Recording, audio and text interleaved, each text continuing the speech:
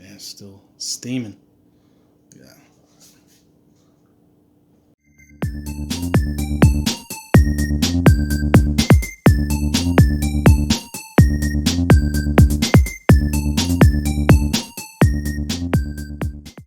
Alright guys, so in today's video we're going to go ahead and try to make mesquite bread. So we're going to try kind of like a cake.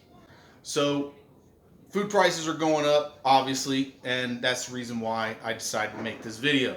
If you live in the West or the Midwest, you will see there are mesquite bushes and mesquite trees everywhere. And the mesquite pods are ready to harvest right now. That's why I'm making the video now. So if you want tons and tons of free food and you live in the West or Midwest, now is the time to harvest those bushes and those trees. Now, the mesquite pods are the part that is edible, not the seed. You need to separate the seed from the pod. Obviously, the first part is you got to collect the mesquite pods. So as you can see here, I've collected plenty of mesquite pods. And the first thing we need to do is process this into a powder. And the easiest way that I found to do this is with a small blender like that.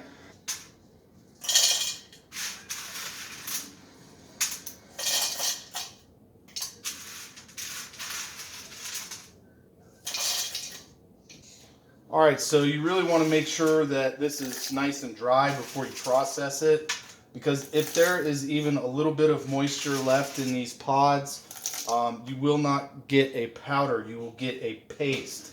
And don't worry if it is too moist for the powder and it turns into a paste instead of a powder, you can feed that to your animals. If you have a dog will even eat it. I've seen dogs eat them unprocessed. They will literally just eat the pods just like that. But if it's processed and it turns into a paste, they still eat it. So it's not that big of a deal. It's not a huge loss. So in the next video, I'm going to go ahead and attempt to make wine out of the mesquite pods. So stay tuned for that.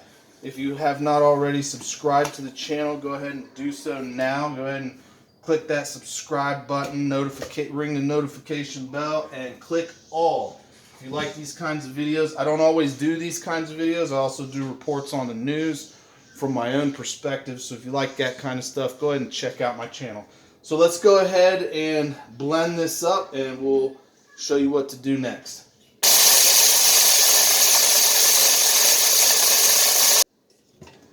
Alright, so that's about it. So now we're going to go ahead and just get a bowl here. We're going to get a sieve. Let's see if I can find it. I'll do this. Make sure your sieve is nice and dry. Even if there's a little bit of moisture, it can ruin the whole batch of flour. Alright, so we got just a normal sieve here. Put it in a bowl. And we're going to go ahead and separate the seeds from the powder. We might have to blend it again. Let's see. You see how it's clumped up at the bottom there?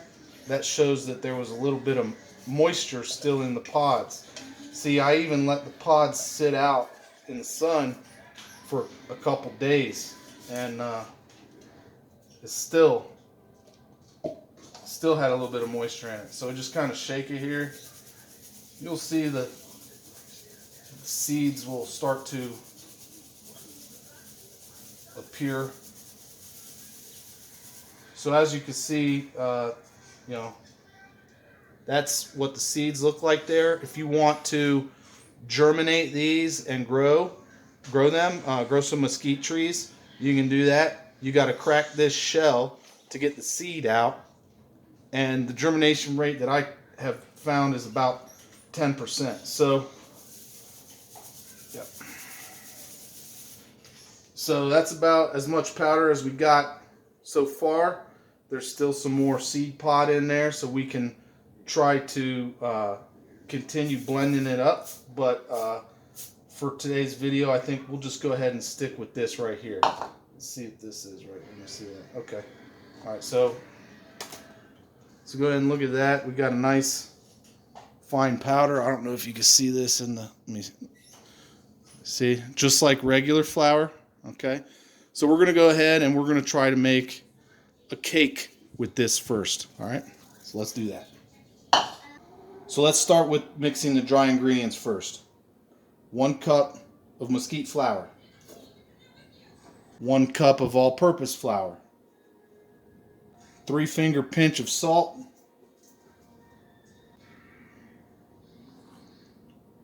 1/3 spoonful of your baking powder.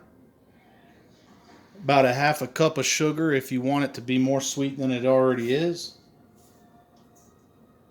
And now that we got the dry ingredients in there, we're going to go ahead and mix them up.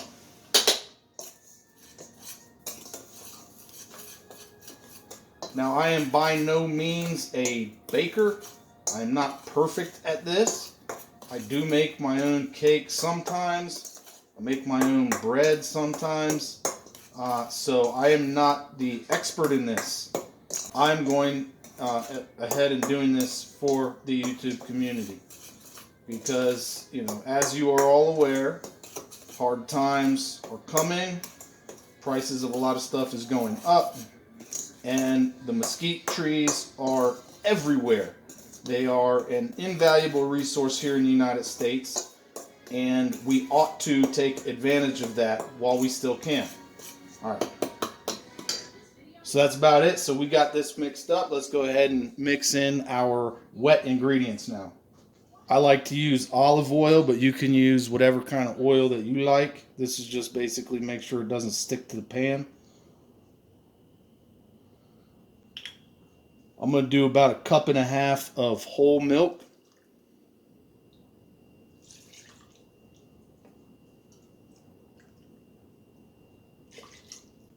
And then we're going to go ahead and take 2 farm fresh eggs, crack them in there.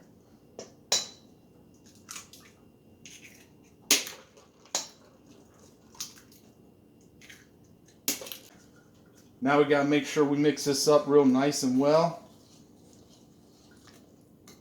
Break those eggs up, break those yolks, mix it up. All right, so what we have here is a little bit too runny. Well, actually, it's quite a bit too runny. So we're going to go ahead and we're going to add some more mesquite flour to this mixture. And we're going to start with just a 1/2 cup. So let's mix that in and we'll see if it changes the consistency.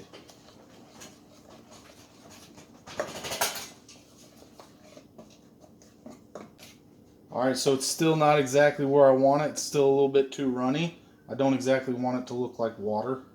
So we're going to go ahead and add a little bit more all-purpose flour.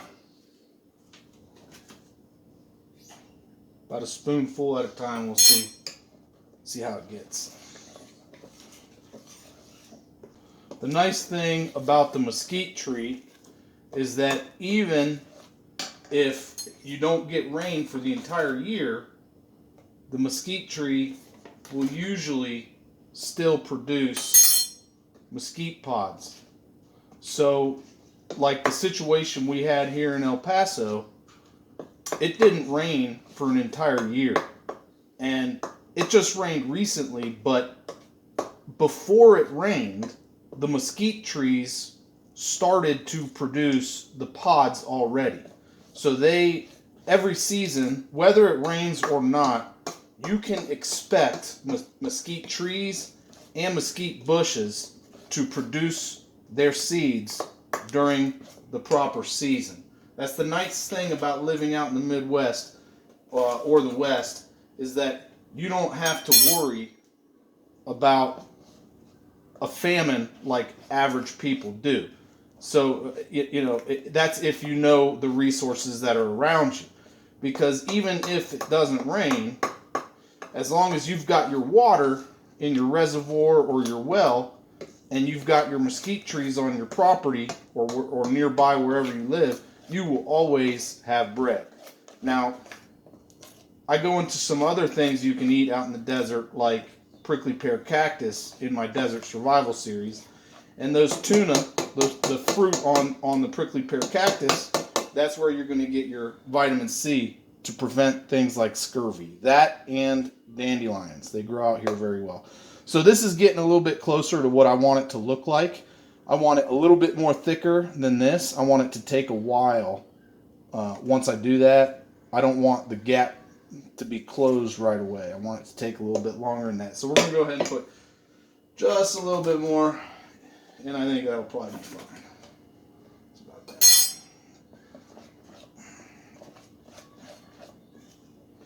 So if you were thinking about starting an orchard or farm, or you can't find what you would think is the perfect farmland for what you want to do, have you considered purchasing land in the semi-arid United States? Because there's a lot you can do there that you might not have been aware of. You can grow mesquite, you can grow palo verde. In a lot of areas you can grow pecans or pistachios or grapes. You can grow prickly pear cactus. You can grow all types of grasses. You can do alfalfa, goats, sheep, chickens, quail. Quail is a perfect one. So I think this is about what we want it to look like right here. All right, so I always put a little bit of olive oil in the pan here, just to make sure it doesn't stick. But this mesquite flower, by its nature, is very sticky. So I don't know how it's going to do. So we'll just have to play it by ear. All right, so now that this is all nice and oiled, go ahead and I'll dump the rest of that in there. Let's see.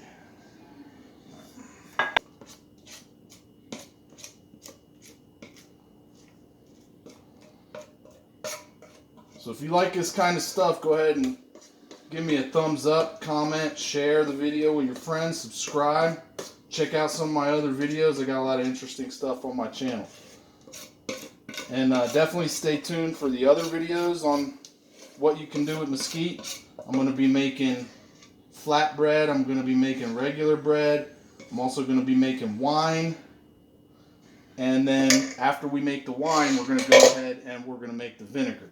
So I'm going to put this in the oven, like I said, about 400, maybe 450 for about 45 minutes. So we'll say 45 for 45, all right? Don't forget to preheat it. Give it a good preheat for about 5 minutes.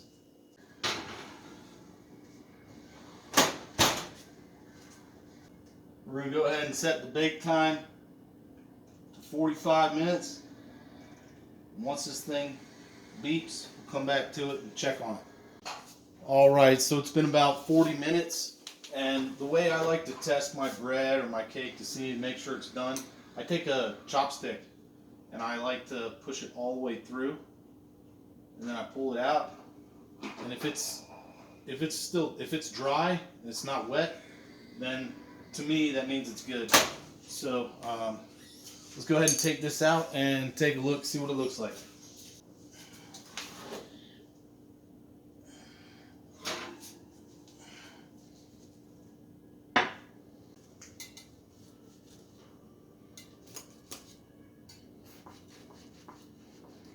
I can already tell it's really light and fluffy, so I'm going to go ahead and see what it tastes like. This is the first time I've attempted making kind of like a cake, like a mesquite cake, so kind of excited. I usually do this recipe with spelt. I buy organic spelt. Oh man, it came right out. So that recipe is usually with organic spelt. Ooh, man, real hot. All right, let me zoom in on this real slow. Let's see. All right, so let's go ahead and cut a slice and see what it looks like.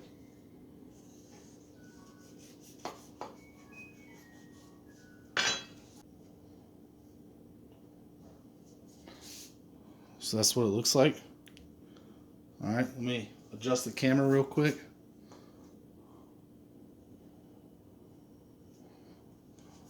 All right, let's go ahead and taste it. It's kind of a little burnt on the outside where the crust is, but that's usually not so bad for me, so let's see.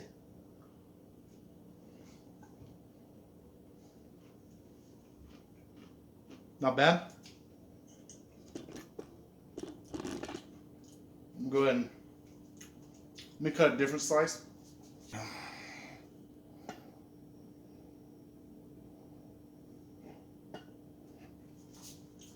So let's go ahead and try a slice that's not burnt. It's real soft. Still a little bit moist. Look at that. Man, it's still steaming. Yeah. Yeah. Oh yeah. Yeah, this is definitely a good way to definitely a good way to stretch out your flour. Like, if a famine really does hit, and you know you got one bag, maybe 2 bags of all-purpose flour, but mesquite trees grow everywhere, man, I'm telling you, I could do this. Oh yeah. That's not surviving, man. That's thriving. But you got to come up with a way to get milk and eggs. So that means you got to either know somebody that has a goat or sheep or a cow, or you got to get it yourself. And you also got to know somebody that has either quail or chickens or maybe even ducks, or you got to raise them yourself. So if you're worried about inflation or famine, but you live out in the Midwest or the West, this is definitely an option. If you live in the West or the Midwest and there's no mesquite trees or mesquite bushes near you, I would definitely consider buying some seeds online and growing a few mesquite trees, because once you start getting them growing, once the taproot goes way down, they always produce. Those taproots can reach about 20 meters down. That's quite far. That's 60 feet, guys. So a little bit more than 60 feet actually. So that's it. That's my recipe for mesquite cake. Take it for what it is. I like it. I'm definitely gonna make it again. Some of the other things that mesquite are good for, at least the mesquite pods, I'll quickly touch on. So it's good for many different animal feeds. It's high in carbs, sugar, and protein. I believe it's somewhere around 15% protein. So it's really good for like chickens. It's also really good for rabbits. Rabbits will eat it whole. You can just toss the whole pod in there and then in the cage, and they'll eat it. Cows will eat it. Donkeys will eat it. Horses will eat it. Squirrels eat it. If you're going to give it to chickens, you need to do a little bit of processing. I show that in the other video, so if you want to see how to feed it to your chickens, go back and watch that video as well. Feel free to make adjustments. I hope you liked the video. I hope you give it a try. I hope you enjoy it. And as always, don't forget, help out your neighbors.